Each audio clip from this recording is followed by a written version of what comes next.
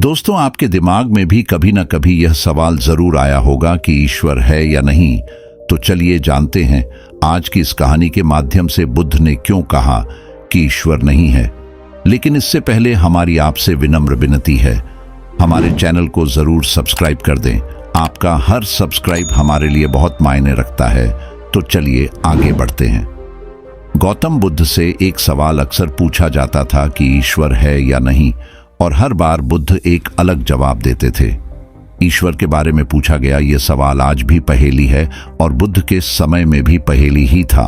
लोगों ने यह सवाल कई बार बुद्ध से पूछा, लेकिन बुद्ध कभी भी इसका सही जवाब नहीं दिए। एक बार की बात है, एक ज्ञानी पंडित गौतम बुद्ध का प्रवचन सुनने आया करता था और वह पंडित उनकी बातों से सहमत भी था। वह मानता था कि गौतम बुद्ध एक ज्ञानी पुरुष हैं। एक बार बुद्ध ध्यान की मुद्रा में बैठे हुए थे और वह व्यक्ति उनके पास गया और उनसे पूछा कि बुद्ध, कृपया आप मुझे बताएं कि ईश्वर है या नहीं। मेरी आपसे प्रार्थना है कि आप मेरे सवाल का मुझे सही जवाब दें। बुद्ध के बारे में यह कहा जाता है कि वह कभी भी किसी भी प्रश्न का सीधा जवाब नहीं देते थे। उनके हर जवाब में रहस्य भरा होता था। ज्ञानी पंडित ने कहा कि मुझे ईश्वर के बारे में आपसे जानना है, ईश्वर है या नहीं। बुद्ध उसकी बात सुनकर मुस्कुराए और फिर पंडित से बोले, ठीक है। गौतम बुद्ध ने कहा कि मैं तुम्हारे सवाल का जवाब जरूर दूंगा, लेकिन उससे पहले मेरे कुछ प्रश्नों का जवाब आप मुझे दे दो। पंडित ने कहा, मैं बिल्कुल आपके प्रश्नों का जवाब दूंगा, आप कृपया प्रश्न पूछे। बुद्ध ने कहा कि क्या तुम सूर्य को मानते हो?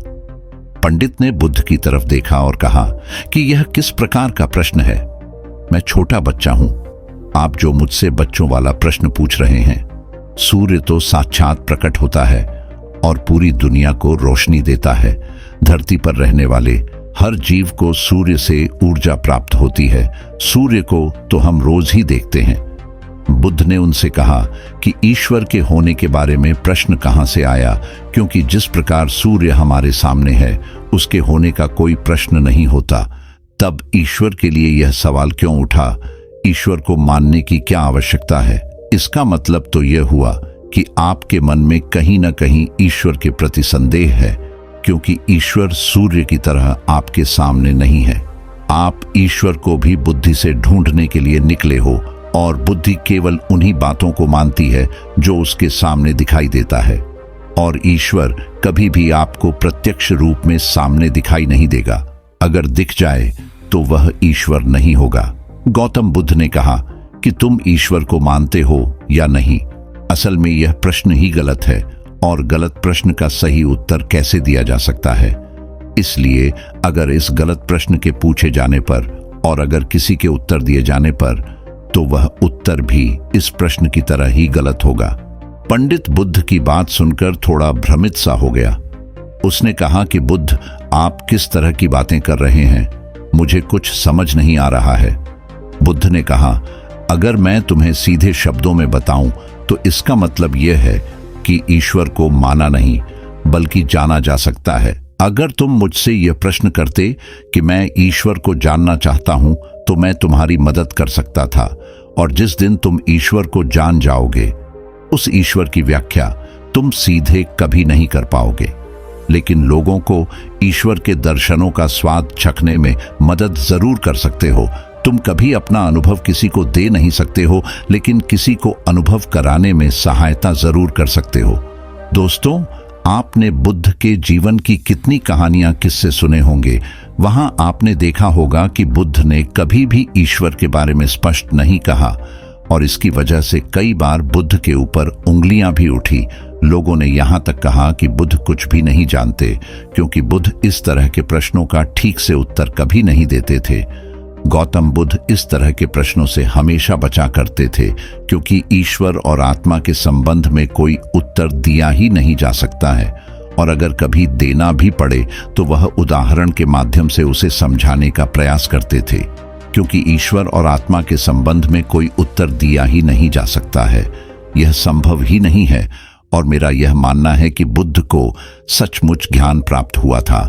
वह उस ईश्वर का अनुभव कर चुके थे और कोई भी व्यक्ति जो इस अनुभव को प्राप्त कर चुका हो वह कभी भी ईश्वर के बारे में या ज्ञान के बारे में सीधा सीधा कभी नहीं बताता। वह आपके प्रश्न को बीच में ही लटका देता है क्योंकि वह चाहता है कि आप उसका स्वाद खुद चखे। गौतम बुद्ध ने कभी वह गलती नहीं की जो आज के कुछ धर्मगुरु कर रहे हैं। कहने का मतलब है कि जितने भी ज्ञानी पुरुषों ने ईश्वर के बारे में स्पष्टीकरण किया, उनके अनुयायियों ने उनके धर्म गुरुओं द्वारा ईश्वर के बारे में कही हुई बातों को मान लिया और अपने अलग अलग समुदाय बना लिए। फिर क्या हुआ, आप यह देख ही रहे हैं। उन गुरुओं द्वारा दी गई प्रामाणिकता के आधार पर आज वह सभी समुदाय एक दूसरे के दुश्मन बने हुए घूम रहे हैं और हथियारों के दम पर यह प्रमाणित करना चाहते हैं कि मेरा गुरु सही है, मेरा ईश्वर सही है। वह लोग यह कहते हैं कि तुम अपने ईश्वर को छोड़ो और हमारे ईश्वर को मानो, क्योंकि हमारा ईश्वर सत्य है। अगर कोई व्यक्ति ईश्वर की सीधी व्याख्या कर देगा तो अज्ञानियों की भीड़ उसकी बातों को मान लेगी। वह भी ईश्वर का अनुभव कभी नहीं करेगी। वह भीड़ तो केवल आपकी कही गई बातों के आधार पर किताबें लिख देगी और हाथ में तलवार लेकर चल पड़ेगी कि हम अपने समुदाय को बढ़ाएंगे, अपने धर्म को बढ़ाएंगे, प्रचार प्रसार करेंगे। शायद बुद्ध इस बात को जानते थे, इसीलिए उन्होंने कई बार ईश्वर के वजूद को भी नकारा। इनकार इसलिए किया कि आपकी प्यास और गहरी हो सके, आप उसको जानने के लिए उतावले हो जाए। अगर बुद्ध ईश्वर के बारे में सीधे सीधे कह दे तो भीड़ आसानी से उनकी बात मान जाएगी। और ऐसे ही हमने धरती पर ना जाने कितने ही ईश्वर और भगवान को जन्म दे दिया है।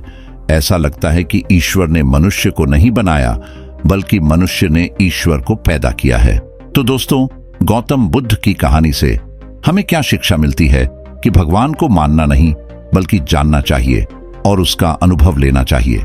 ईश्वर को जानने के लिए सिर्फ एक ही रास्ता है और वह है ध्यान।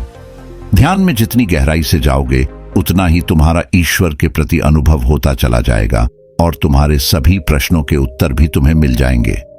दोस्तों, आपको क्या लगता है? सब्सक्राइब करके कमेंट बॉक्स में जरूर बताना।